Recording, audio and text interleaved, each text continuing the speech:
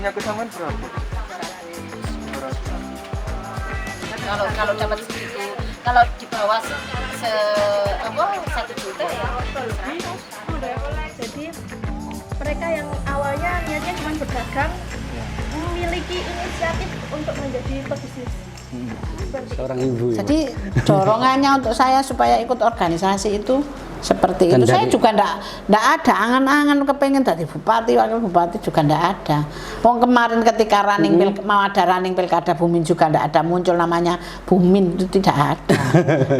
Iya, itu sangat mengejutkan loh Bu bagi Iya, kan Kabupaten nggak Gresik, Bu. sopo Bumin Iya, ini. iya. Orang mana kan begitu. Betul. Tapi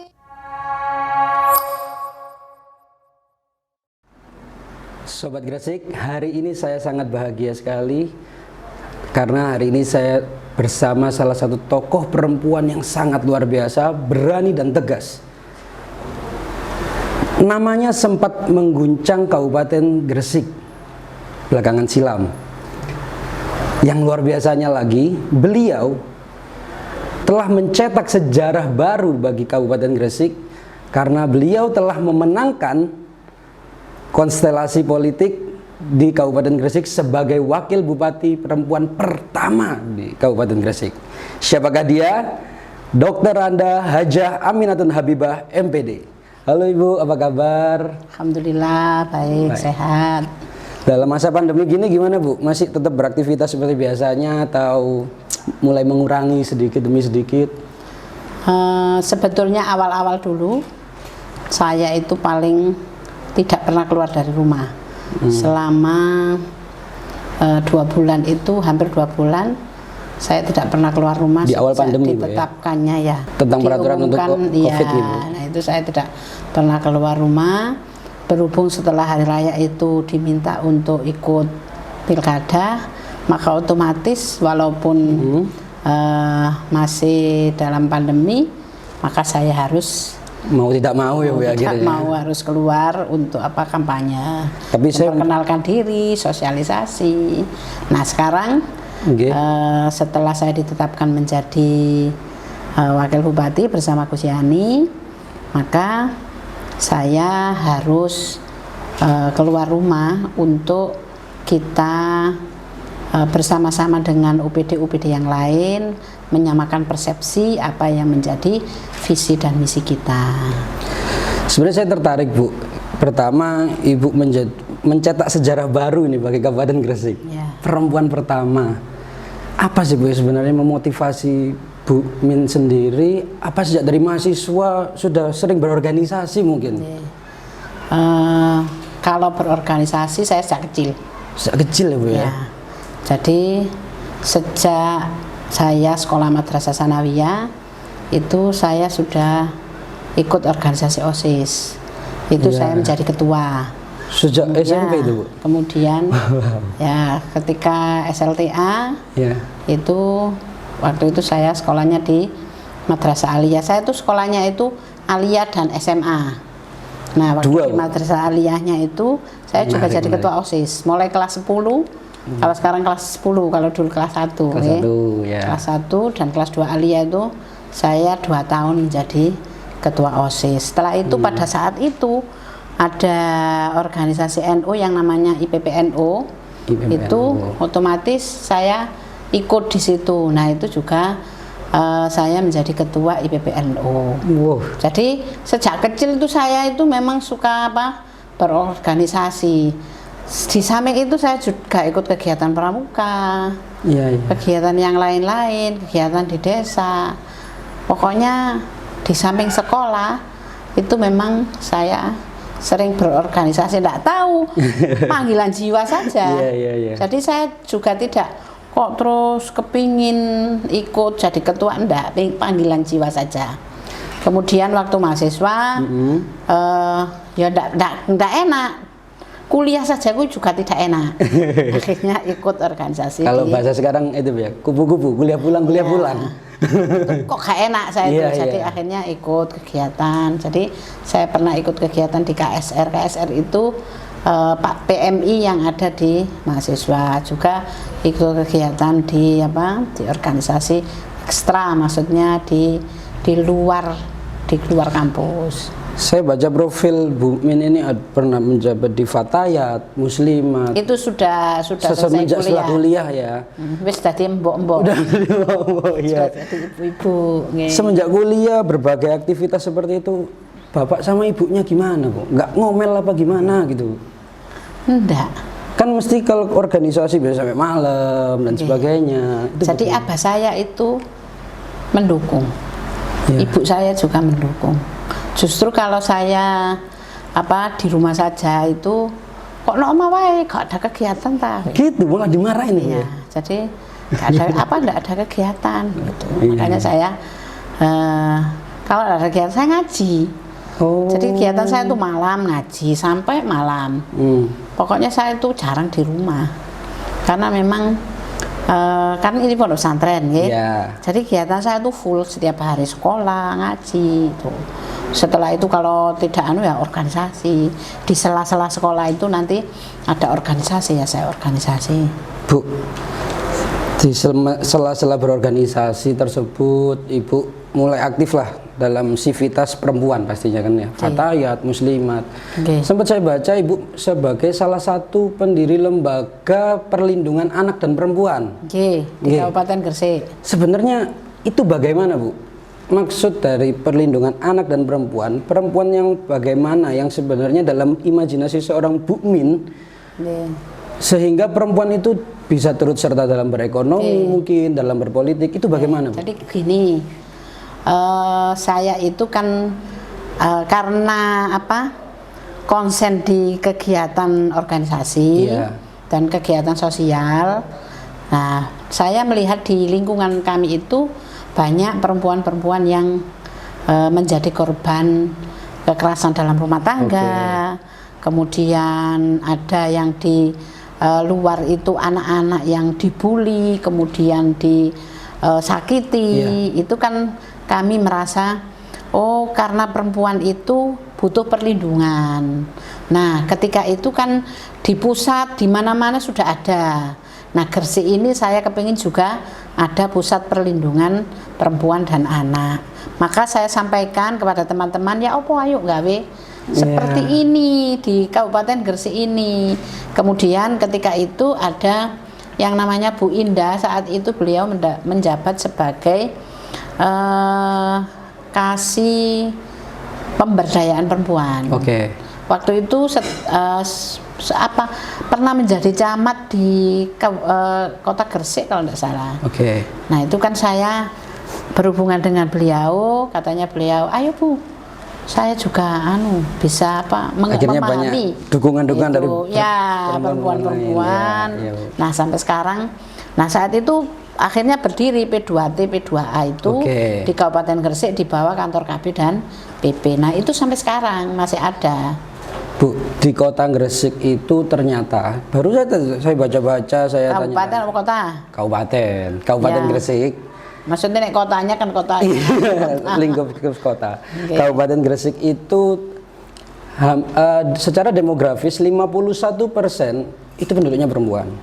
Dan ternyata Ibu, kasus perceraian juga tinggi. Itu sangat tinggi. Hampir 50% kasus perceraian jadi janda-janda ini gitu ya. Itu karena perekonomian keluarga. Dan rata-rata itu di usia 20 sampai 30 tahun. Lah, seringkali saya coba kita tanyalah interview beberapa kawan-kawan yang memang ada 10 orang kita tanya dan sebagainya. Mereka tergolong itu Bu, nikah di usia muda. Saat ini. Iya. Di bawah seharusnya lah seperti itu. Lah, seperti itu menurut tanggapan Bu Min bagaimana kedepannya sehingga gender stereotype yang biasanya atau mungkin yang disebut marginalisasi secara gender itu dapat dirubah secara perlahan. Kan Bu Min sudah menjadi seorang tokoh perempuan ini. Apakah cukup hanya sebatas memberikan contoh menjadi seorang tokoh, atau perlu adanya upaya yang urgensinya sangat genting? Oke. Seperti apa dan seperti apa kepada perempuan-perempuan tersebut? Oke. Jadi sejak ada P2T P2A Oke. itu tahun berapa ya? Sekitar tahun 2005 apa 2000 sebelumnya mungkin. Itu kita sudah sosialisasi ke seluruh kecamatan yang ada di Kabupaten Gresik. Jadi sampai ke Bawean juga saat itu. Itu kita menginginkan bahwa perempuan itu kalau bisa itu memang menikah ketika sudah mature, sudah matang. Ya, ya. Artinya kalau menurut undang-undang itu sudah di atas umur 20. Umur 20 itu dianggap matang sudah, ya. ya. Itu kan sudah lulus SMA. Betul. Dan kalau misalkan kok sekolah terus, Ya. itu berarti sudah diploma 2 atau diploma 3, lulusan diploma 3. Tapi ngapunten Bu, biasanya Bu di daerah-daerah Gresik Kabupaten ini ya khususnya Masih ada. entah itu menjadi sebuah tradisi atau menjadi sebuah kepercayaan atau menjadi sebuah keyakinan. Ini kalau saya amati yang ada di Kabupaten Gresik, yang ada di daratan Ya. itu sudah apa ya? Sudah banyak yang tidak menikah dini lah. Sudah. Tapi yang di mana, yang di Bawean itu masih ada. Jadi sebelum lulus aliyah Ya. atau sebelum lulus SMA itu mereka nikah sebelum umurnya. Maka harapan kami nanti ini masih terus harus disosialisasikan bahwa itu seharusnya dilakukan dan hukum kan juga sudah menulis. Ya, betul. Kalau di bawah umur itu maka nanti ada keruwetan Iya. administrasi Berarti yang harus intinya dilakukan. bukan tidak boleh Bu ya. Tidak boleh, Boleh, ya, cuma tetapi dianjurkan. dipersulit. Yes, ya. Kan kita kalau tidak boleh, anak-anak saya itu juga kesulitan kadang-kadang ketika di SLTA itu. Saya kan dulu kepala sekolah itu kan juga punya murid perempuan. Ya. Nah itu kalau sudah pacaran, kalau tidak dinikahkan kita takut terjadi yang tidak diinginkan.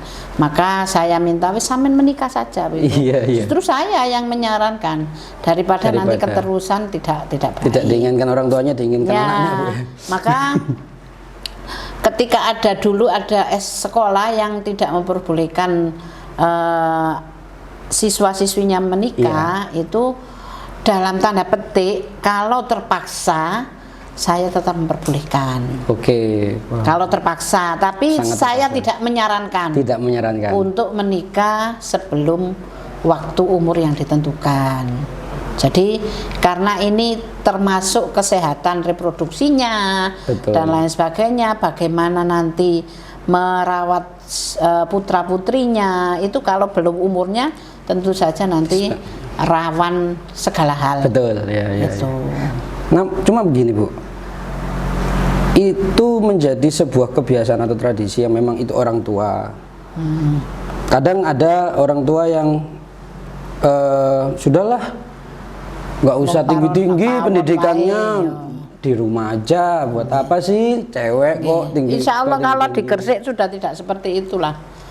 Jadi pandangan seperti itu sudah tidak seperti dulu lagi. Oke. Artinya kita sudah memberikan kesadaran kepada masyarakat itu sudah banyak yang paham. Hanya memang kesulitan ekonomi itu seperti yang sampean sampaikan tadi, sehingga terjadinya perceraian dan lain sebagainya itu memang terjadi.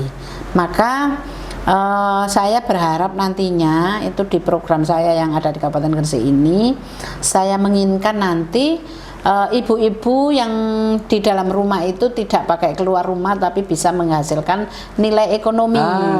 Itu yang saya inginkan untuk ibu-ibu. Jadi walaupun di dalam rumah, Betul. bisa membuat keterampilan, buat atau membuat kue dan lain sebagainya, tidak harus keluar sebagai wanita karir yang kerja di kantor, kerja di pabrik, tapi bisa menghasilkan ekonomi yang ada di dalam keluarga. UMKM usaha rumahan gitu ya, untuk mendukung ekonomi keluarga. ada salah satu visi misinya di Nggih. kemarin Bu pencalonan Nawakarsa kalau nggak salah itu ya. Bunda Puspa. Nah, apa itu Bunda Puspa, Bu? Nah, ini Bunda Puspa itu saya menginginkan itu nanti seperti yang saya sampaikan Betul. tadi, jadi kita nanti akan membina para ibu-ibu yang ibu-ibu nggih untuk apa punya keterampilan, Ya. bisa memasarkan. Memasarkan sekarang lebih mudah dibandingkan dulu karena marketing itu kita sekarang bisa lewat online. Online ya. Nah, itu kan lebih mudah. Jadi nanti rencana kami tidak mereka itu kemudian individual tidak, tapi kita kelompok-kelompokkan. Jadi nanti sekelompok ini punya usaha bersama-sama, kemudian nanti dipasarkan bersama-sama. Biasanya kalau bersama-sama akan lebih kuat, Iya, saling betul. mengingatkan. Ini kemarin kami juga ditawari oleh bank-bank untuk mereka-mereka yang seperti Perbankan itu maksudnya, Bu? ya, Iya. itu untuk ambil kredit lunak Iya. yang bunganya tidak tinggi supaya orang-orang itu tidak ambil ke bank dedel Rentenir, Bu, rentenir. Iya. Nah itu mereka juga akan bersama-sama. Baik, Nah nanti didukung oleh pemerintah. Nah, itu yang menjadi sebuah sorotan bagus Bu sebenarnya. Konsep Bunda Puspa di mana ibu-ibu mulai dilatih, entah nanti bagaimana cara pelatihannya atau bagaimana. Yeah. Namun yang saya soroti di mana UMKM di Kabupaten Gresik ini hampir ada ratusan ribu yang belum terverifikasi. Entah itu dia tidak tahu cara mendaftarnya atau dia tidak mau kena pajak mungkin dan sebagainya. Sehingga ketika ini dihubungkan dengan perbankan nggak ketemu Bu, nggak match. Nah, ini solusinya Nanti bagaimana? anulah itu kita fasilitasi. Oke. Jadi kita pinterkan dulu mereka seperti itu supaya mereka memahami. Jadi tidak takut dengan bank. Oke. Kadang-kadang kan kita memang ketakutan dulu dengan perbankan itu. Karena nanti harus ada syaratnya seperti ini. Iya, Nah, ya itu yang itu. nanti kita fasilitasi. Hmm. Untuk pajaknya, untuk apa Wah, enak gitu. banget. Kemarin juga saya kepingin begini. Di Kabupaten Gresik ini ternyata banyak perempuan-perempuan pengusaha. Nah. Jadi saya ketemu dengan ibu-ibu yang jadi pengusaha sarung. Oh. Jadi iya. Dan porsinya dia ibu rumah tangga ya. Ibunya, wong suaminya itu kerja di luar. Oh. Di Petro atau di mana itu, tapi beliau ini sebagai pengusahanya. Oke. Ada yang punya restoran, itu ibu-ibu semua itu. Nah itu kan luar biasa, nanti bisa memberikan apa ya, memberikan contoh kepada ibu-ibu Iya, yang lain. Kemudian nanti saya dengan Gus Yani kemarin, Gus, di Kabupaten Gresik ini ada satu yang kurang, saya bilang begitu. Apa itu Bu? Belum ada pasar grosir, saya bilang begitu. Pasar grosir. Iya, seperti yang di BGS itu loh. PGS ITC gitu Iya, ya. iya kata Gus Yani, iya, uangnya orang Gresik itu ke Surabaya semua. Iya, betul. Jadi betul. iya saya akui, saya juga kalau belanja ke Surabaya tidak pernah ke Gresik. Jadi mau apa belanja batik, belanja Iya. apa, saya perginya ke Jembatan Merah Plaza CMP. Ibu juga ke Jembatan Merah berarti. Iya ke CMP. Kemudian kalau saya akui memang Iya, karena iya. memang di Gresik memang Belum belum ada. terfasilitasi. Dan itu yang akan dirubah nantinya, Nah Bu, ini ya? saya kepengen nanti Gus Yani bisa memfasilitasi kepada itu karena kita kan punya ini ada kalau di sini ada produksi apa songkok, Iya. kemudian ada produksi terbang apa perbana itu, Betul. yang di Bunga sini di Dukun itu ada produksi ini jilbab-jilbab ini. Nah itu betul. ketika mereka tidak usah ngirim ke Surabaya, cukup ada pasar grosir di Gresik. Katanya Gus Yani, sudah saya temukan apa tempatnya gitu. Nah itu kan kemarin kita punya yang namanya pasar ikan yang sekarang masih belum bisa beroperasi. Itu mungkin nanti kita sulap menjadi apa? Pasar grosir. Pasar grosir. Nanti katanya Gus Yani, iya nanti kita bisa nyopet uangnya orang Lamongan, orang Bojonegoro, orang Tuban. Nanti Ya, tidak karena mau jauh-jauh kalau ke Surabaya lewat sini dulu ya. Ya, di situ sudah ada apa? Dipotong Kompas Mudah-mudahan dulu. ini saya mohon doanya. Amin, Oke, amin, Bapak. amin. Jadi Siap. nanti kita apa? punya rencana seperti itu. Mudah-mudahan ini termasuk kemudian peningkatan ekonomi Kabupaten Gresik. Nah kan di Gresik ini juga ibu itu banyak yang membuat bros-bros seperti ini menggunakan tangannya. Itu kan bisa nanti bisa digrosirkan atau bagaimana supaya nanti bisa marketingnya bisa lancar, maka ekonomi kerakyatan ini bisa lancar. Nah ini satu-satunya kita untuk melawan COVID. Satu-satunya kita solusi untuk melawan COVID ya, Bu? Iya. Bergerak dari rumah. Iya. Menarik, Bu. Kalau kita ke pabrik kan banyak yang di PHK, di-reject lah, dibuang dan sebagainya, betul. Nah sekarang dari rumah saja kita bersama-sama meniru Cina itu loh. Berarti intinya ke depan Gresik ini akan lebih diarahkan dan atau mungkin difokuskan kepada UMKM atau tapi ekonomi kerakyatan lah ibaratnya. Iya, kita juga memperhatikan memperhatikan petani juga, nelayan juga. Betul. Jadi yang petani ya kita dorong untuk menjadi petani yang baik. Nanti kalau tidak ada petani tambah, tidak ada petani kan nanti kita makan apa nanti? Iya, betul, itu benar-benar besar buat daerah, Bu ya.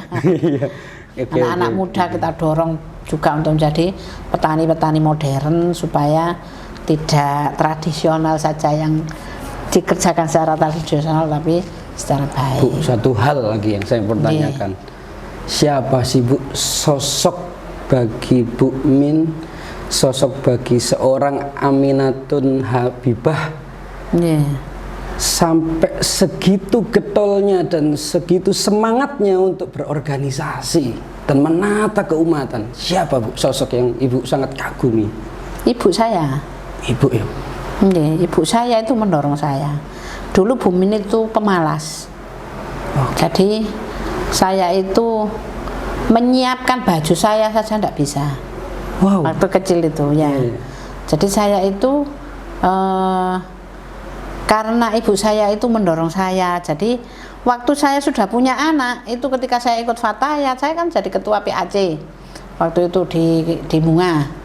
Nah itu ibu saya itu wis anakmu tak mongi wis nang lunga Fatayat itu. Sampai segitu semangatnya Ibu ya. Jadi ketika saya masih kecil saya mau pramuka atau apa itu kan butuh perniknya itu kan banyak sekali, Jadi ketika mau kemah atau apa tuh ibu saya itu menyiapkan semuanya. Siap. Segitu sayang seorang ibu. Jadi dorongannya untuk saya supaya ikut organisasi itu seperti itu. Saya juga ndak ada angan-angan kepengen jadi bupati, wakil bupati juga ndak ada.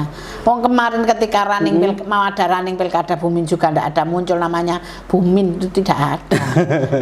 Iya, itu sangat mengejutkan loh Bu bagi kan kabeh sopo Bumin. Orang mana kan begitu. Betul. Tapi kalau orang-orang lama yang ada di kecamatan-kecamatan itu banyak yang kenal saya karena memang saya sudah sering ikut organisasi dulu. Ya, Bumin tuh pernah jadi anggota Bawaslu juga. Bawaslu ya Bu ya? Kalau dulu namanya Panwaslu. Panwas zaman dulu. Nah sekarang itu Bawaslu. Jadi sering aktif sih. Jadi aktivitas saya tuh tidak jauh-jauh juga dari dari politik juga. Iya. Jadi itu siapa Bu? Ya, enggak pakai ya, memang saat itu karena keturunan dari dunianya seperti itu ya. Kalau mbah saya itu memang dulu itu penasehatnya bupati.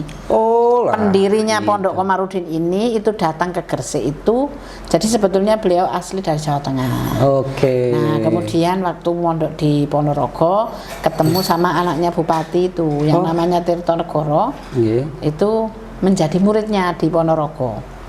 Nah, kemudian kata Tirtonegoro, besok kalau saya menjadi bupati, panjenengan saya minta untuk datang ke Gresik sebagai nasihat saya.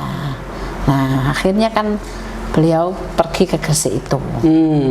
Nah, memilih tempat Bunga ini. Setelah itu beliau menjadi menurut cerita katanya mbah saya itu Mbah Komarudin itu memang meninggalnya di kota Gresik, tapi dimakamkan di sini, dibawa ke sini. Berarti Yayasan Komarudin, Pondok Pesantren Komarudin ini nama mbah ya? Dulu ya namanya ya Pondok Sampurnan itu saja. Tapi karena kalau kita mendirikan sekolah itu harus punya yayasan, Nggih. maka yayasannya dinamakan Komarudin. Siap, Jadi siap. kalau pondok-pondok itu kan biasanya nama desanya. Nah di sini tuh dinamai Sampurnan. Nama Dusunnya namanya Dusun Sampurna. Sampurnan. Bu, terakhir pesan untuk seluruh perempuan-perempuan yang masih belum berani untuk bersuara, mungkin belum berani untuk berkegiatan, apa Bu pesan terakhir itu? Kepada seluruh anak-anak perempuan, ibu-ibu di Kabupaten Gresik, bahwa politik itu penting untuk kita semua. Maka mari kita bersama-sama belajar tentang politik. Politik itu tidak harus menjadi Pak Lurah, tidak harus menjadi bupati atau menjadi presiden, akan tetapi bagaimana kita menyadari bahwa politik itu penting untuk pembangunan daerah kita masing-masing. Nah, ini kepada seluruhnya untuk memberikan kesadaran yang tinggi dan juga nanti-nantinya selalu mengikuti running politik yang ada di Kabupaten Gresik ini, supaya Kabupaten Gresik ini menjadi lebih baik berkat perempuan-perempuan yang baik yang ada di Kabupaten Gresik ini. Siap. Saya terima kasih sekali Bu, saya diberi waktunya bermain di rumahnya ini loh. Sangat kekeluargaan sekali Bu. Saya terima kasih mohon banyak. Tidak ada apa-apa di sini. Wah, saya sudah sangat luar biasa Ibu. Saya terima kasih sekali. Salam untuk keluarga dan doa terbaik untuk ibunya Bu yang menyemangati Ibu. Assalamualaikum warahmatullahi wabarakatuh. Waalaikumsalam warahmatullahi wabarakatuh.